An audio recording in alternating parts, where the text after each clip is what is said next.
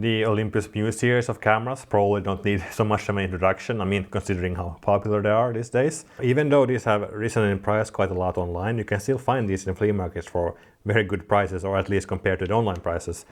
So, I mean, I probably would not have gotten this camera if I hadn't found it for very cheap in a flea market. So yeah, so I'm happy to be able to try it out and see what the hype is all about. This is a Zoom 80, or a Mju II Zoom 80 from 1999.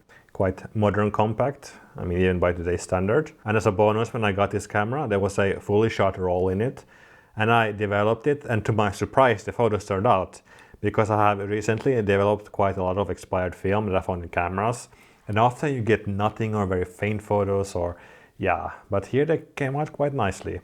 And it turns out someone had gone to Chicago, I mean, crossed the Atlantic, then came back to Finland, and forgotten to develop the roll.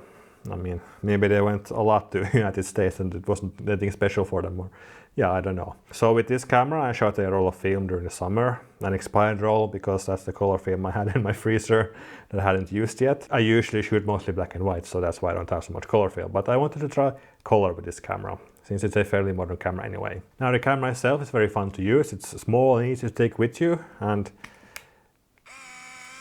it has a zoom lens, so it takes some time before you can take your picture before it opens.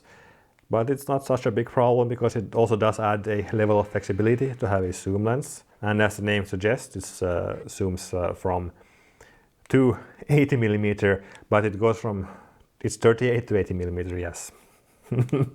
Now the image quality is for sure not as good as on the 38mm 2.8 that you find on the normal Mju II, but it's good enough. I mean, I don't complain. For a point and shoot, it's quite fine. After I developed the shots, I noticed something peculiar.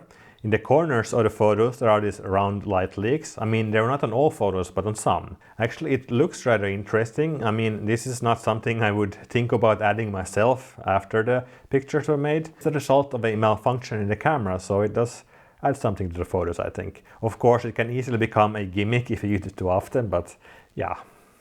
Something unexpected is quite fun, I think. Now the reason for this problem are light leaks in the lens barrels.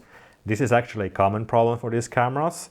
It turns out that the rubber seals between the lens barrels can start leaking light over time. Also, it is very difficult to fix, if not impossible, or not so easy to do it well. So that's one reason to maybe not pay too much for these cameras. Or one reason I'm surprised they are so popular, because they can also break in many other ways quite easily. If you drop it, well, then some plastic part can break, and well, the lens won't move out of the camera. So yeah. When looking at the found photos again, I noticed that this problem can also be seen. I mean, the light leaks, they can also be seen on some of these photos.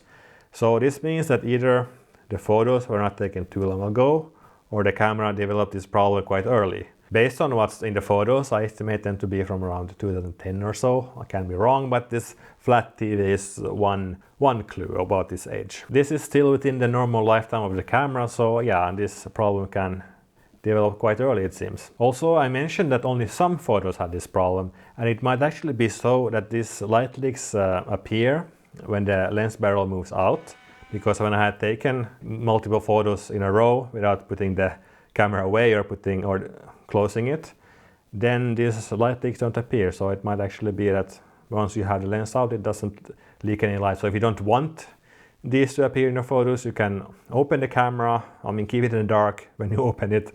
Not so easy to use when you're out in the field, and sort of defeats the purpose of a point-and-shoot camera, which you can use very quickly and take pictures of in the moment with. So, but yeah, I don't care so much about that. I mean, I like the effect. If it appears, it appears. And one more thing, I forgot to put the date on the camera, so now they say 98. Maybe in the future someone will be confused by this, but yeah, I forgot to put the time.